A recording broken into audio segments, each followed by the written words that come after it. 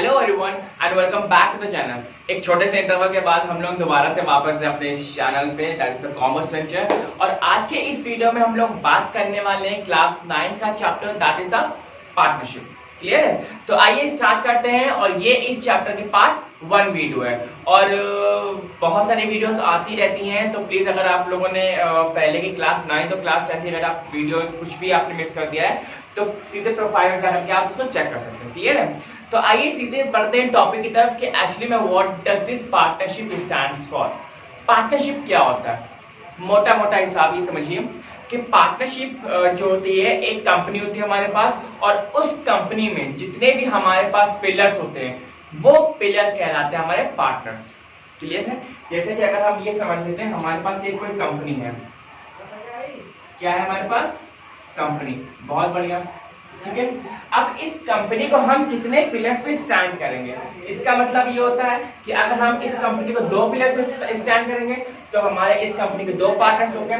अगर हम इस कंपनी को 4 पिलर पे या 5 पिलर पे स्टैंड करेंगे तो वो हमारे लिए, इस कंपनी के लिए ये 5 पार्टनर्स हो गए। ठीक है? तो जितने भी हमारे पास पार्टनर्स होते हैं इनको हम कंपनी के रिस्पेक्ट में कहते हैं हमारा पार्टनरशिप। कोई भी काम जब हम लोग साझे में करते हैं, मतलब पार्टनर का मतलब ही होता है कि भैया हमारे पास मिनिमम 2 लोग तो होने ही चाहिए। ठीक है? जैसे बोलते हैं ना कि भाई लाइफ पार्टनर कौन होता है, तो लाइफ पार्टनर भैया हम अकेले लाइफ पार्टनर है। तो अकेले लाइफ पार्टनर कौन होता है? भाई अकेले तो लाइफ पार्टनर कोई भी नहीं होता। तो लाइफ पार्टनर मतलब है कि वहां पे 2 लोग इन्वॉल्व होते हैं। क्लियर है? तो उसी प्रकार से अगर हमारे कहीं भी पार्टनरशिप होती है तो इसका मतलब मिनिमम 2 लोग तो होने ही चाहिए। ठीक है? मिनिमम 2 लोग, मैक्स टू मैक्स 10 लोग बैंकिंग सेक्टर में होते हैं और बाकी जो 20 होते हैं वो अदर सेक्टर्स में होते हैं। उसकी ये बात हम लोग आगे करेंगे। लेकिन सीधा सा और मोटा मोटा हिसाब ये है कि हमारे कभी भी कोई भी कंपनी होती है और उस कंपनी में जितने भी हमारे पार्टनर्स होते हैं they behave as a partners. ठीक है? As a pillars. ठीक है? तो उन पिलर को हम लोग पार्टनर्स ही बोल सकते हैं, आराम से सिंपल मोटी भाषा समझे। क्लियर है? तो हम लोग you can take the help of the book. A partnership is a voluntary association of 2 or more persons who agree to carry on some business jointly and share its profit and losses. तो इसका मतलब ये है कि जितने भी partners होते हैं हमारे, वो उस कंपनी के जितने भी प्रॉफिट हो रहे होंगे या जितने भी लॉस हो रहे हैं, they are going to bear accordingly. ठीक है? जिस हिसाब से कंपनी को अगर प्रॉफिट हो रहा है तो पार्टनर्स प्रॉफिट एंजॉय करेंगे, अगर कंपनी को लॉस हो रहा है तो पार्टनर्स लॉस एंजॉय करेंगे। क्लियर है? The person who enters into partnership are individual partners and collectively a firm. अलग अलग पार्टनर्स होते हैं और कलेक्टिवली उन्हें हम लोग फर्म बोलते हैं। The name under which they carry on business is called the firm name. Some popular definitions of this and this. ठीक है? क्लियर है? आई होप कि जो मेरा कॉन्सेप्ट है समझाने का वो आपको क्लियर होगा कि एक्चुअली पार्टनरशिप हम लोग कहते हैं किसे। ठीक है? सो ये थी आपकी मीनिंग। अब हम लोग बढ़ते हैं what are the features of the partnership. So coming to the features of the partnership, so we are having around 8 features of the partnership that we are going to discuss further in this video. Okay? तो क्या क्या है हम लोग देखते हैं। तो सबसे पहला हमारे पास 2 or more persons. As I told you earlier कि हमारे पास पार्टनरशिप के लिए एटलीस्ट 2 लोग तो होने चाहिए। ठीक है? 2 या 2 से ज्यादा। ठीक है? तो उसको हम लोग बोलते हैं पार्टनरशिप। भाई पार्टनरशिप कभी भी हमारी अकेले नहीं हो सकती। हम कभी भी ये नहीं कह सकते भाई ये जो कंपनी है ये मेरे अकेले के पार्टनरशिप में है। ये तो बिल्कुल नॉनसेंस सा हो जाएगा ना, सामने में तुम्हें तो क्रैक समझेगा। ठीक है? तो हमेशा जब भी हम लोग पार्टनरशिप करते हैं तो पार्टनरशिप क्या होता है, मतलब कि 2 लोग या 2 से ज्यादा के बीच में होती है। ठीक है? जैसे हमारा ट्रस्ट वगैरह होता है, ट्रस्ट में इन द सेंस कि कोई भी हम लोग काम ग्रुप में करते हैं तो हमारा ग्रुप मतलब क्या होता है, ग्रुप इटसेल्फ पार्टनरशिप जिसे हम लोग बोल सकते हैं। ठीक है? तो यहाँ पे हमारा क्या होता है, 2 और मोर पर्सन्स होने चाहिए, इन्वॉल्वमेंट उनका होना चाहिए। क्लियर है? यहाँ पे एग्रीमेंट। एग्रीमेंट क्या होता है? Agreement is the main basic need जिसे हम लोग कहेंगे, जिसे हम लोग क्या, जिसे हम मेरी लैंग्वेज में कहेंगे बेसिक नीड। एग्रीमेंट क्यों होता है? क्योंकि अगर आप मान लीजिए आपने कोई भी कंपनी पार्टनरशिप में खोली है तो क्या होता है भाई, हमारी 50% पार्टनरशिप उनकी है, 50% इनकी है। तो एग्रीमेंट हमारा होना चाहिए। That can be in the form of oral agreement और in the form of written agreement. लेकिन मेरा पर्सनल प्रिस्क्रिप्शन यही रहता है और ये हमारा एविडेंस के रूप में भी ये बिल्कुल एक्सेप्टेड है कि हमारे जितने भी एग्रीमेंट्स वगैरह होने चाहिए वो हमेशा रिटन फॉर्म में होना चाहिए। हमारा ऑडियो बहुत कभी कभी पायरेट हो जाता है या कभी कभी डिस्ट्रॉय भी हो सकता है, तो ऑडियो को हम लोग उतना लीगल फॉर्मेट में हम लोग नहीं लेते हैं। लेकिन हमारा जो रिटन एग्रीमेंट जिसे हम लोग कहते हैं ना, स्टैम्प पेपर पे लिख के दो, अच्छा स्टैम्प पेपर पे लिखो कि तुम कल ये काम कर दोगे, स्टैम्प पेपर लिखो कल तुम वो काम कर दोगे, तो वहां पे चीजें क्या आती है, वहां पे भाई स्टैम्प पेपर जो हम लोग बोल रहे हैं रिटन एग्रीमेंट होना चाहिए। ठीक है, कभी भी ऐसा नहीं होना चाहिए भैया हाँ आपने बोल दिया वर्बली कि हाँ भैया ऐसा है, कल से तो घर तुम्हारा, तो कल से ऐसे ऐसे, तो हम भी बोल रहे हैं ऐसा है, कल से शाहरुख खान का जो बंगला है वो तुम्हारा, जाओ ले लो जाके उससे। क्या ले पाओगे? नहीं ले पाएंगे। तो हमेशा जो एग्रीमेंट होता है वो हमारा किस फॉर्म में होता है? एक रिटन फॉर्म में ही होना चाहिए। ऑडियो हो सकता है, आई एम नॉट डिनाइंग कि ऑडियो आपका हो नहीं सकता, लेकिन ऑडियो के बाद फिर हमारा उसमें टेस्टिंग वगैरह होती है कि क्या भैया ये जो आवाज है उस सेम पर्सन की है कि नहीं है। और आप जानते हैं कि आजकल जो हम लोग इतने ज्यादा टेक्नोलॉजी ड्रिवन हो गए हैं कि बहुत सारे लोग एक दूसरे की आवाज में निकाल, जैसे हमारे जो मिमिक्री आर्टिस्ट वगैरह होते हैं, तो इसलिए हम लोग ऑडियो को हम लोग उतना audio you can turn to be as very lengthy process, उसकी टेस्टिंग होती है, फिर हम लोग जाकर उसको जज करते हैं कैसा क्या है। तो हमेशा एक हमारा रिटन एग्रीमेंट होना चाहिए जो कि हमारा लोहा लाट एग्रीमेंट होता है। क्लियर है? नेक्स्ट आते हैं हम लोग लॉफुल बिजनेस।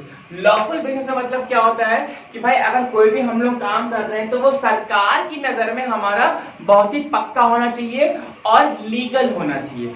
ये नहीं कि चोरी डकैती कर रहे हैं, हमारा अफीम बेच रहे हैं, चरस बेच रहे हैं, भाई मेरा उसमें शेयर रहेगा। क्लियर है? तो ये नहीं होना चाहिए। सो दैट मीन्स कि जो भी हमारे जो गवर्नमेंट की नजर में जो भी इलीगल चीजें या इलीगल ऑफेंसेस या इलीगल एक्टिविटीज कुछ भी होती हैं तो उसमें पार्टनरशिप नहीं होनी चाहिए। ठीक है, पार्टनरशिप करोगे तो जितना आप भाई जो सामने वाला सजा भुगतेगा वो आपको वो करनी पड़ेगी। ठीक है, तो हमेशा जो हमें काम करना चाहिए वो हमें ये जरूर देना चाहिए कि जो भी हम लोग काम कर रहे हैं, जो भी बिजनेस कर रहे हैं, एक्सवाइज जो भी कर रहे हैं, वो हमेशा क्या होना चाहिए? एक लीगल फॉर्मेट में होना चाहिए। मतलब कि जो हमारा कानूनी उसकी कानूनी हम लोग क्या कहते हैं, कानूनी उसकी इजाजत हो काम करने की। क्लियर है? नेक्स्ट आता है शेयरिंग ऑफ प्रॉफिट। भाई इतना हम लोगों ने एग्रीमेंट भी कर लिया, भाई कानून की इजाजत ले ली, तो अब होता क्या है? Sharing of profit. इसका मतलब ये है कि आपकी कंपनी या आपका जो बिजनेस है, जो भी जितना भी प्रॉफिट शेयर वो अर्न करेगा, you are the liable of that profit. ठीक है, हाँ ये हो सकता है कि आप ये मानिए कि आपकी जो कंपनी है वो आपकी कंपनी ने 1000 रुपए का प्रॉफिट किया। ठीक है, अब आपका जो शेयर है वो 60-40 पे चलता है, भाई 60% और इसका 40%। ठीक है, तो हाँ ये जरूर होगा भैया आपको इसके मिल जाएंगे आपके 600 रुपए और इनको मिल जाएगा आपका 400 रुपए। ठीक है, तो ये जो 600 ये जो 400 ये आपका क्या है? ये आपके शेयर्स पर डिपेंड करता है कि आपके शेयर्स कितने हैं। ठीक है, लेकिन अगर हम लोग बात करें कि शेयरिंग ऑफ प्रॉफिट, तो नॉर्मली हम लोग जितना भी आपका शेयर मान लीजिए 50% है तो आपको 50-50% ही आपको शेयर मिलेगा। क्लियर है? और हाँ लॉस में भी यही होता है कि लॉस अगर हो रहा है तो you are the liable to bear the loss. Clear है? नेक्स्ट हम लोग आगे बढ़ते हैं म्यूचुअल एजेंसी पे। म्यूचुअल एजेंसी क्या होता है?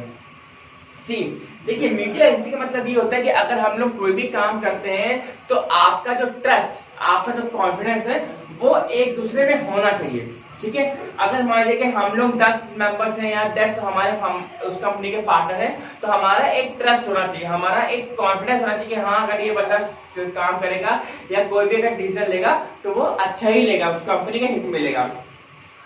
हमें बिल्कुल मिसट्रस्ट नहीं करना चाहिए या हमें उस पर हमेशा शक नहीं करना चाहिए यार पता नहीं वो मेरी कंपनी का है, क्या तुम्हारी कंपनी तो उसकी भी तो कंपनी है। ठीक है, तो हमारे अगर हम लोग कुछ भी काम करेंगे तो अगर कोई एक पार्टनर कोई डिसीजन लेता है तो वो बाकी पूरी फर्म के बिहाफ पे ले रहा है।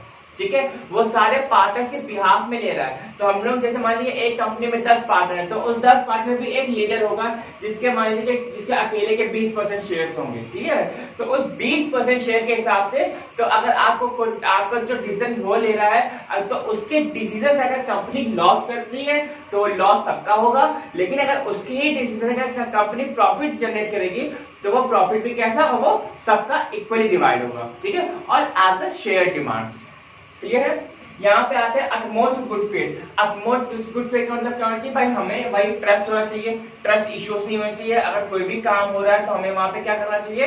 भाई एक ट्रस्ट होना चाहिए कि अगर सामने से काम कर रहा है तो हमारी कंपनी के लिए बहुत ही अच्छा ही काम करेगा और बिजनेस के लिए सही डिसीजन लेगा। क्लियर है? नेक्स्ट आते हैं हम लोग unlimited liability. What are this? जैसा कि आपको मालूम है कि हम लोग पहले देख चुके हैं, तो हमारी जो लायबिलिटीज होती हैं, ठीक है, we can term as a company के रिस्पेक्ट में भी, और अगर हम लोग बिजनेस के रिस्पेक्ट में बात करें तो हमारी जो लायबिलिटीज वो कैसी होती है, वो हमारे अनलिमिटेड होती हैं। How come? किसी की लायबिलिटी अनलिमिटेड कैसे हो सकती है? इसका सबसे अच्छा तरीका है आपका घर, आपकी शॉप, आपकी दुकान। तो इसमें क्या होता है भाई, आपकी दुकान में पहले लोहे वाला गेट लगा था, तो आपने क्या कहा कि पापा ऐसा है लोहे वाला गेट हटवा के, या आप खुद भी मगर मालिक हो तो आपने लोहे वाला गेट हटवा के आपने ग्लास का शीशा लगवा लिया।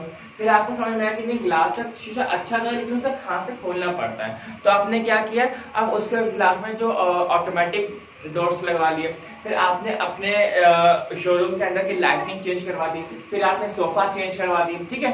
तो जो भी आपके दिमाग में आ रहा है कि आपकी जो शॉप है वो और अच्छी होनी चाहिए, तो उससे मतलब क्या समझ में आ रहा है कि उस शॉप की जो लायबिलिटीज वो कैसी है, अनलिमिटेड है। तो आपके ऊपर भी लायबिलिटी कैसी है, वो अनलिमिटेड है कि आप उस शॉप को और कितना अच्छा कर सकते हो, आप अपने घर को और कितना अच्छा रेनोवेट कर सकते हो, या कितने अच्छे से उसकी इंटीरियर आप कर सकते हो। क्लियर है? तो that is the unlimited liability. Clear? Next है हमारे पास restriction on the transfer of interest. ठीक है, यहाँ पे ट्रांसफर ऑफ इंटरेस्ट का मतलब क्या हो गया कि अगर कोई भी जो बंदा या कोई भी पार्टनर अगर अपने उस कंपनी के शेयर्स बेचना चाहता है तो प्लीज पहले वो उसको इन्फॉर्म करेगा, ठीक है, कि मैं बेचना चाहता हूँ या क्या प्रॉब्लम होती है। भाई अगर किसी को प्रॉब्लम होती है तो कुछ प्रॉब्लम होगी तभी ना तो वो बेच रहा है, ठीक है। तो उसको हर एक को मालूम होना चाहिए कि हाँ भैया ये जो पर्सन है वो अपना शेयर बेचना चाहता है। तो पहले या तो आप ये कोशिश करिए कि अंदर का जो जितने पार्टनर्स है वही खरीद लें आपके शेयर्स, तो ज्यादा अच्छी बात है। अगर नहीं उतने कैपेबल है तो आप किसी बाहर वाले को बेच सकते हैं। क्लियर है? जिससे कि आपके उस कंपनी में या उस बिजनेस में कभी भी कोई भी इश्यूज ना क्रिएट हो, कोई क्या कहते हैं, कोई प्रॉब्लम ना आए कि भाई ट्रस्ट इशू नहीं होना चाहिए कि यार उसने वो व्यवहार खराब कर दिया या किसी और को बेच दिया कि हम किसी और को नहीं चाहते आना, ठीक है। तो these are the some kind of steps that we used to take in the business sector. Clear है? तो ये हमारे कुछ 8 फीचर्स थे एंड आई होप कि आपको वीडियो अच्छी लगी होगी और वीडियो समझ में आ रही होगी। तो ये हमारा ये फीचर्स का मतलब फीचर्स ऑफ पार्टनरशिप थे, और ये आज की वीडियो बस यहीं तक, बहुत छोटी सी वीडियो है, थोड़ा सा रिकवर करने की कोशिश कर रहे हैं, ठीक है। छोटी सी वीडियो है और बस अगर आपको वीडियो में कोई भी दिक्कत लगती है तो please put them down in the comment section. और बस वीडियो को अच्छी लगी हो तो यार लाइक करो, शेयर करो और सब्सक्राइब कर लो चैनल अगर सब्सक्राइब नहीं किया है। तो आज के लिए इतना ही। हम लोग एक छोटी छोटी सी वीडियोस बनाते रहेंगे जिससे आपका जो पढ़ने का जो सीन है वो बनता रहे और कंटेंट आपको समझ में आता रहे, ठीक है। Then we will be again back to with another videos. Then till then, bye bye and thank you very much.